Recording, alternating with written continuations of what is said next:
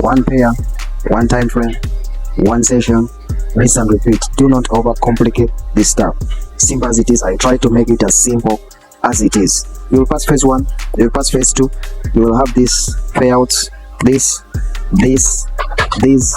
and this. Let me show you. Let's dive right in. This is yesterday, that's Tuesday. Don't overcomplicate this. When you come to your charts during the New York session, like I told you, this brown area here marks the beginning of the New York session. The green one is London. Then all starting from the brown all the way here, that's New York.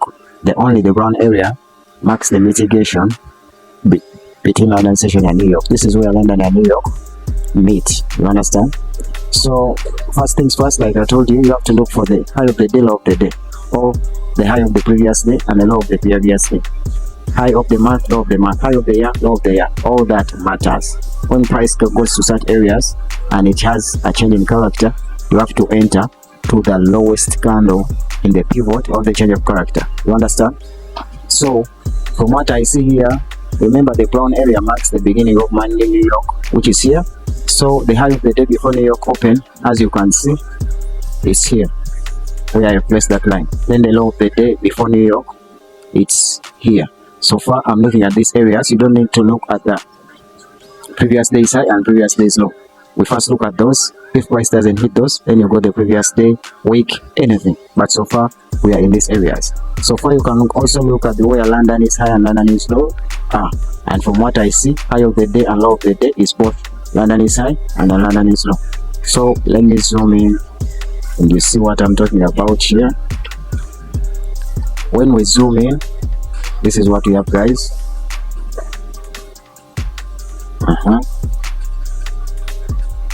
This is what we have.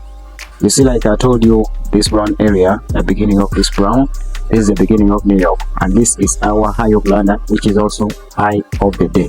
As you can see, when New York opens, it comes to the highs. All we do is selling high, you understand, and buying low. So we are interested in selling when we see a change in character. So this is our change of character here. Then this would have been our trade. This is the entry at the lowest candle in the pivot point of the change of character. This would have been our entry here, and this would have been our stop loss. But like I told you guys in my previous video, I told you guys we don't enter on the first change of character. This is the 1 minute time frame. We only enter when they come again and take out this, which would have been our first trade, because the first trade is always a trap. So you wait for them to take out this first change of character. Sometimes it works, but most of the times they will come back for it. You understand? But sometimes it works. So I would prefer to have a sniper shot than a try and error. You know, even though you just go for it and you take another trade, it can also work. So price comes, and then it comes back. Like I told you, most of the cases this is a trap. When price comes back and does this, now be ready to have your entry when you have a change of character. Now another change of character happens here. Like I told you guys, I don't care. You can use your eyes and you can see that, from your eyes you can see that this is a change of character, maybe this, but I don't care, man. I use an indicator because I want my strategy to be as mechanical as possible, not to have any intuition, not to have any guessworks. You understand? That's why I prefer to use this indicator. So this is the change of character. When you see this change of character, then you're ready to have our trade. Then when you see this change of character, what are you waiting for? You're waiting for simply the highest candle in this pivot point of the change of character. This is the highest candle since we are selling. So this is our point of interest. This is going to be our entry and our stop loss. And for this trade to happen, it can happen even when New York is closing, but you have to wait for it. No matter what happens, that will be your entry. So this is our candle here. This is our point of interest. So all you have to do is come and put your entry here. Like I told you guys, this is a 1 minute time frame. You should always add on the spreads. Add on like 3 points on the entry and like 3 points on the stop loss. So once you're done with that, our target is always the lowest point in the previous session or the lowest point during that session. But this will be the lowest point during this session, but it's a 1 to 2. I don't trade trades less than 1 to 3. So we'll go for the target, which is the previous session lows, which is this. You understand? So this will be your target.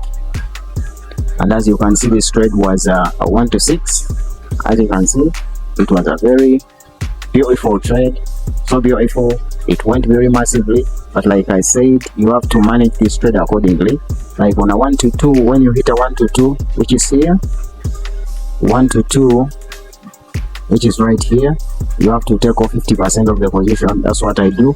Then you bring your stop loss to break even. Then you let the rest of the trade come all the way. For me and my MetaTrader, I have a position sizer. It's called a position sizer, which manages this trade automatically. It opens two trades at the same time. This is the strategy, guys. Rinse and repeat.